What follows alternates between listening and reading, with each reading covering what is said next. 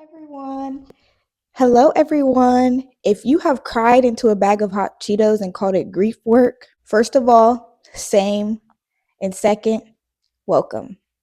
Welcome back to Pretty Real Persona. I am your host, Ariana Reese. In today's episode, we are talking about how to navigate grief and loss gracefully. And today we're talking about something that touches us all at some point in some form, some shape or size. We all experience grief and loss. Whether it's you've lost a loved one or you're grieving a version of yourself that you no longer are, or the life that you thought you would have and you would have now and then you don't. Grief shows up in many forms, and spoiler alert, it doesn't always show up dressed in black.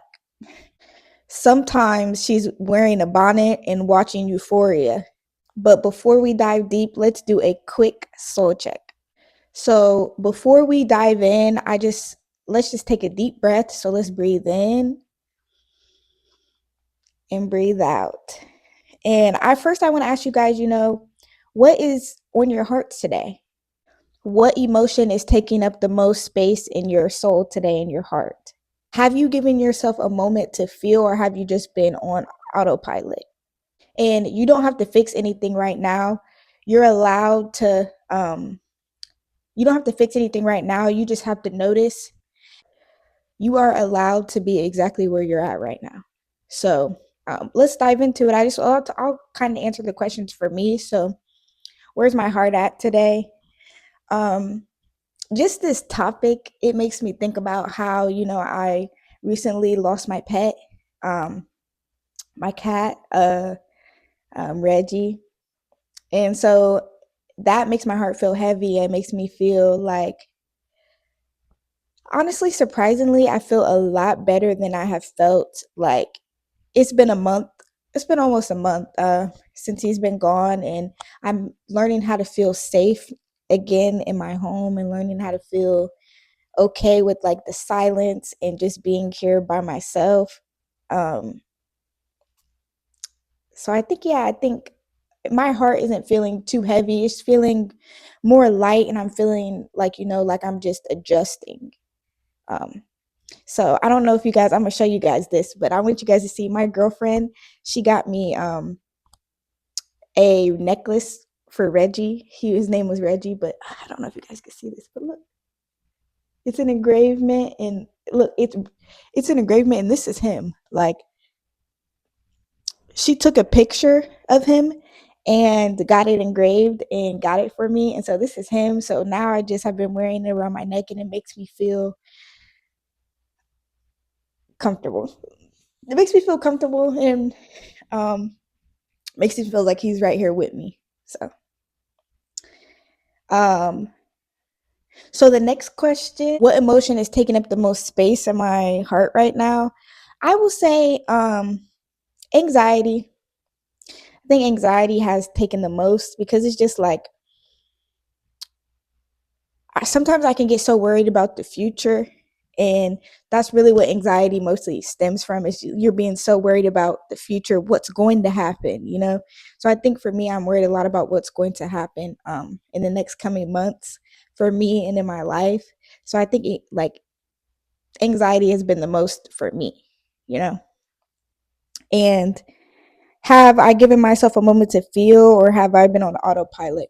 I think a little bit of both. Like, I've been trying to find the balance, because for me, I'm very like ambitious. Like, I go go go. I get stuff done. I'm planning. I'm thinking. I'm always thinking. So I think for me, I've been trying to balance that with planning and doing and living and all of that. So I think I've kind of been on a little bit of both. But let me know in the comments how you guys have been, and what your guys' answers to those three questions are, because I really want to know. I really want to know how you guys are doing. I love doing these soul checks. I love checking in with you guys, because without you guys, none of this, you know, means anything to me. So it's like, let me know what you guys are thinking in the comments. I would love to hear, how you guys are doing. Like, how's your day been? How's your week been? How's your life going? So first, I want to start off talking about what even is grief anyway. So grief is like a messy ex who shows up uninvited, overstays, and has you questioning everything. But at least grief teaches you stuff. And I just want to say grief isn't just about death. It can also be losing a friendship you thought you would have forever, letting go of a dream you thought, would come to life and then it didn't. And, you had to change your perspective, change your world. And it can be outgrowing an identity that you once clung to that you can no longer cling to. So when it comes to friendships, I think this is one of the hardest things, like, people don't understand. Like, when most people talk about loss and grief, you think of like relationships or family, but really when you think about what it is to feel a loss of losing like a friend that is, and it doesn't even mean like death, but just a friend that's alive, a friendship that you thought would last forever, because it's like, you know, a lot of times friends, they know the most about us. They know our hearts. They know what we're going through. We vent to our friends. We talk to them about, what's going on in our lives. They give us advice. We go out and we experience things with people, with our friends, and our friends, hold a special part in our heart. I know for me, I value friendships extremely. Like, I love my friends. Like, there's nothing I wouldn't do for my friends. Like, and I value my friendships just because, like, when I felt like I didn't have family, or I felt like or even maybe unloved or unseen, or even, like, I didn't have family, I felt like I always had friends. Like, I would always handpick my friends, and I pride myself on, like, I picked, I have some of the best friends in my life. Like, I've had people who I know I can count on, like, um people who I know that if I need something, they got me. Like, and it's like, you don't have to talk to your friends every day, every week, Um, me, I'm the type of friend, I'm going to check up on you. I'm going to nurture my friendships. I'm going to see if you're okay, how you're doing. Um, but I'm also going to understand what you're going through, because it's like, in friendships, you have transitions in life.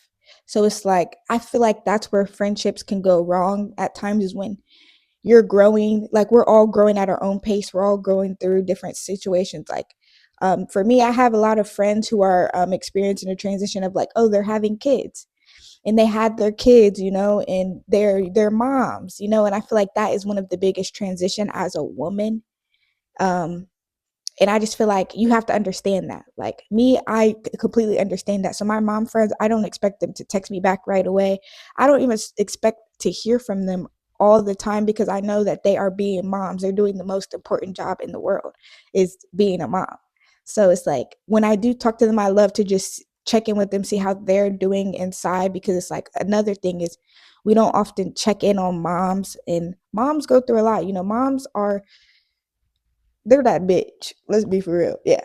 So, or just like when people die and you don't check up on people who are going through that transition, like that kind of lost. And then, or just the transition. Like, I know another one for me is like the transition of having friends all around you when you're in college, to when you're out of college, and it's like everyone goes, spreads out everywhere, and trying to keep in touch. I think sometimes, like, that's where, you can experience all of those things. I feel like those are times you can experience loss in friendships, that you thought would last forever. And it's like, sometimes it's like, it's okay. Like, you don't have to, dwell on the fact that, you lost a friendship you thought would last forever. Just, be grateful for whatever, that friend brought to your life, or the experience, or what you got to experience another person in that way. Because it's like, we're all human, and life is taking us in all kinds of different directions. It's taking us everywhere. So it's like, it's natural to experience that loss in life. And then letting go of dreams, that didn't, come to life. And it's like, that one is very hard too, because it's like, we all get this vision of what we want for our life, and we all start going down that path and doing the things. And it's like, life is our biggest teacher.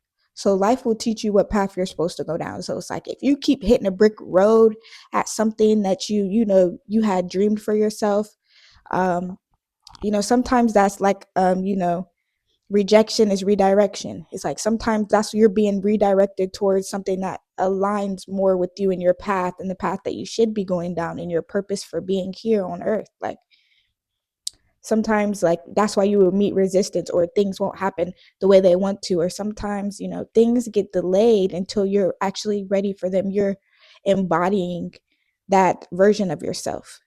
Um, so yeah, like, but it's important to, definitely try it like a few times, try different ways to get to your goals first. And it's like, don't necessarily just easily give up, but then I would literally spend a lot of time with yourself, reinvent, not even just reinventing yourself, but just talking to yourself, okay, and exploring things that you're good at so that you can, keep dreaming. And then when it comes to, like, the identity, outgrowing an identity, that you once clung to, like, a lot of times, it's like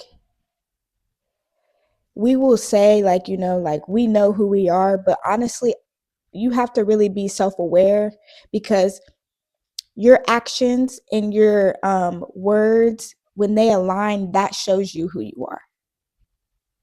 I'm going to say it again. Your actions and your words going together, or whether they do or they don't, whether you're a person like where your words doesn't match your actions, or that shows you who you are. That right there is what shows you who you are. So it's like, a lot of times we just act like, oh, I know who I am, I know me, I know da da da da. But it's like, are you aware of how your actions and your words, like, align together? And not only that, but just like,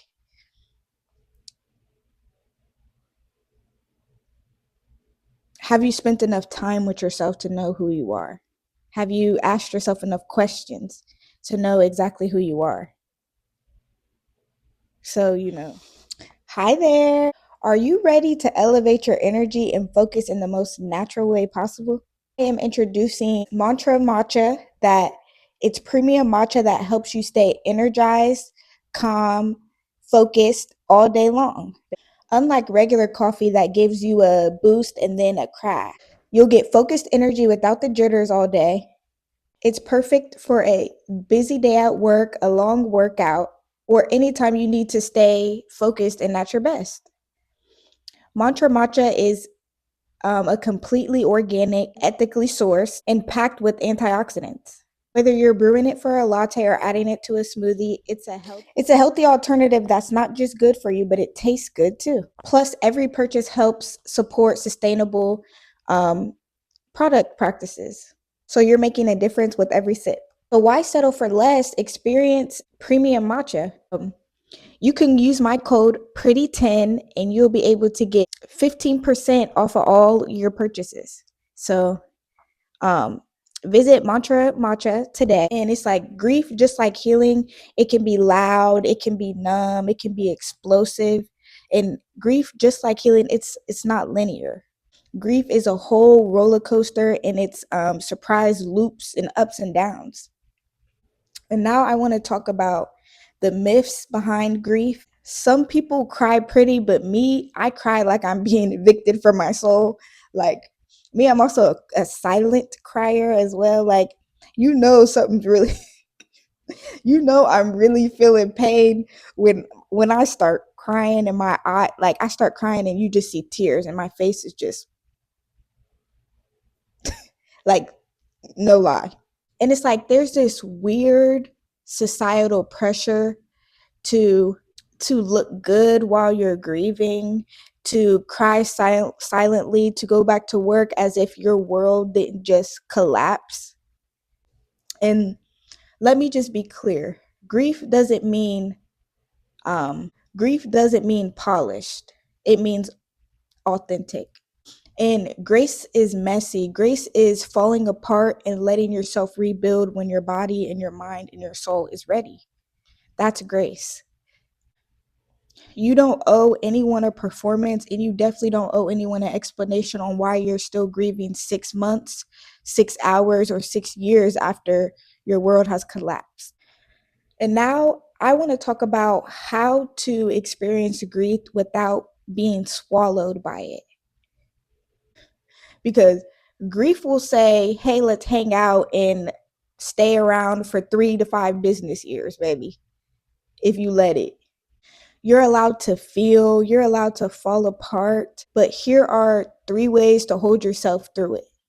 So, number one, create grief rituals.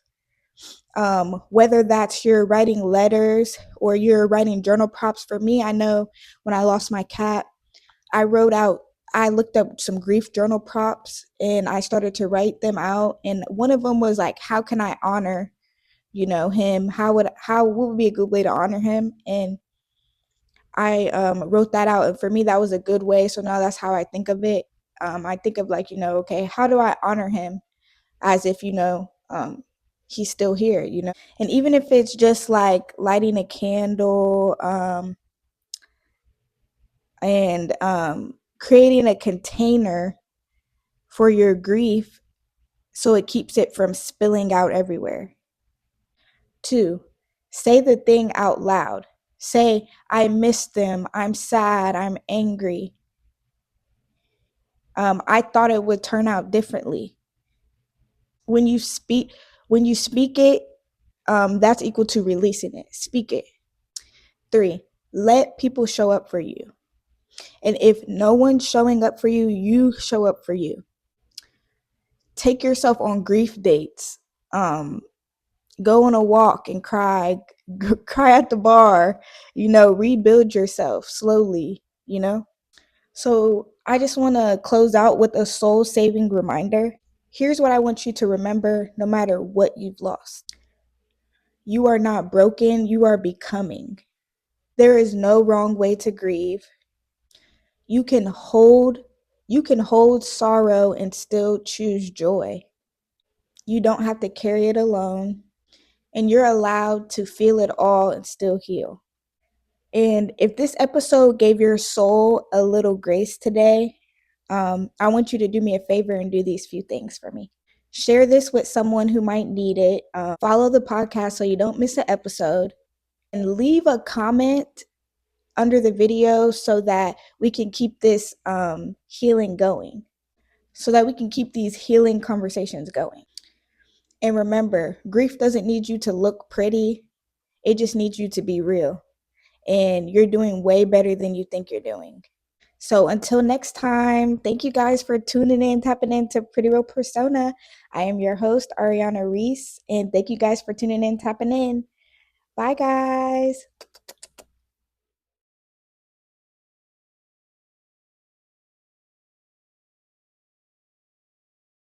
And if you guys have any questions or if you guys like today's episode, please make sure you subscribe to Pretty Real Persona. We're on YouTube. Like us, follow us on TikTok, Instagram. We're on that. We're on those social media platforms too. And leave a comment in the comments about, what you liked about today's episode, what